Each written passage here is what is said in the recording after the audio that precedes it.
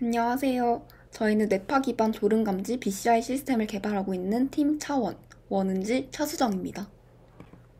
목차는 다음과 같습니다. 먼저 프로젝트를 진행한 목적입니다.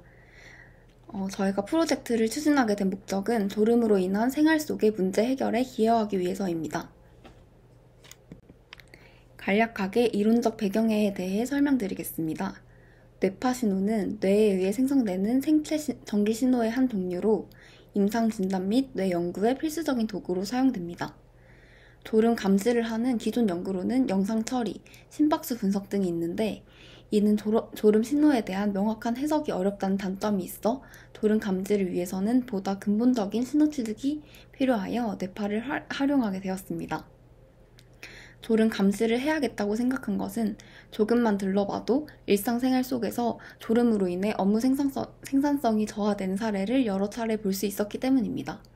무엇보다도 졸음운전은 고속도로 교통사고 원인 중 거의 4분의 1을 차지하며 졸음운전은 운전자가 위험 상황에 대한 자각이 어려우므로 음주운전보다도 위험합니다. 이번에는 실험 설계 및 진행 과정에 대해 말씀드리겠습니다. 우선 실제 운전을 하며 졸음 데이터를 얻기에는 너무 위험하기 때문에 운전 시뮬레이션을 진행하였습니다.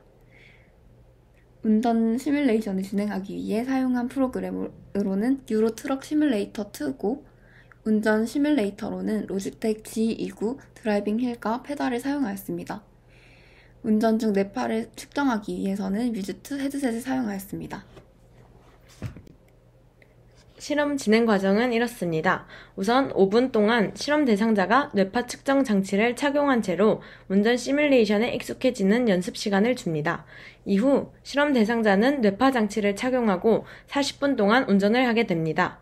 또 웹캠을 이용하여 실험 대상자의 모습을 촬영하여 이후 데이터 분석 과정에서 참고하게 됩니다.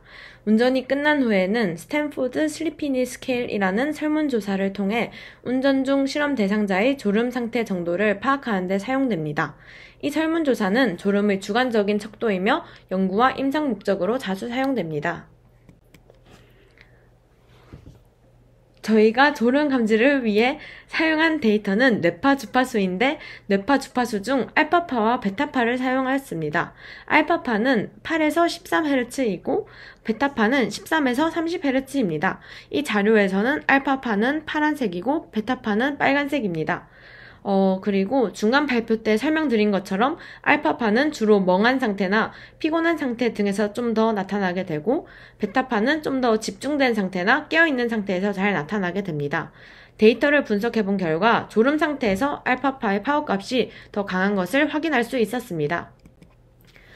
이것은 저희 실험 진행 모습입니다. 우선 졸음 감지를 시작하기 전에 본인 이름을 입력합니다. 그리고 운전하는 모습을 잠깐 보여드리겠습니다.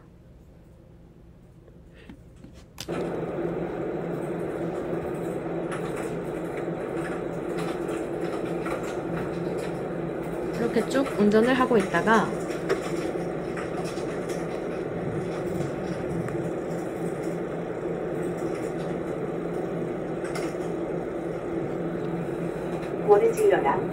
방금 들으신 것처럼 졸음이 온 경우 원은지 일어나 하며 이름과 함께 일어나라는 피드백을 주게 됩니다.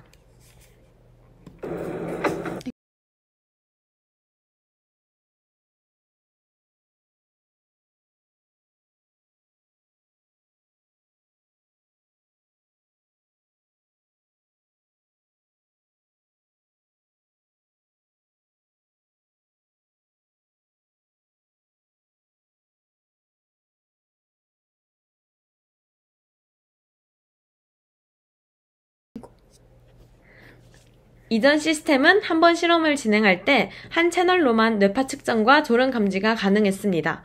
하지만 실험을 좀 더 진행해서 분석해본 결과 AF7 채널과 AF8 채널 모두 졸음 감지에 효과적이기에 두 채널을 모두 사용하여 뇌파 수집이 가능하도록 시스템을 개선하였습니다.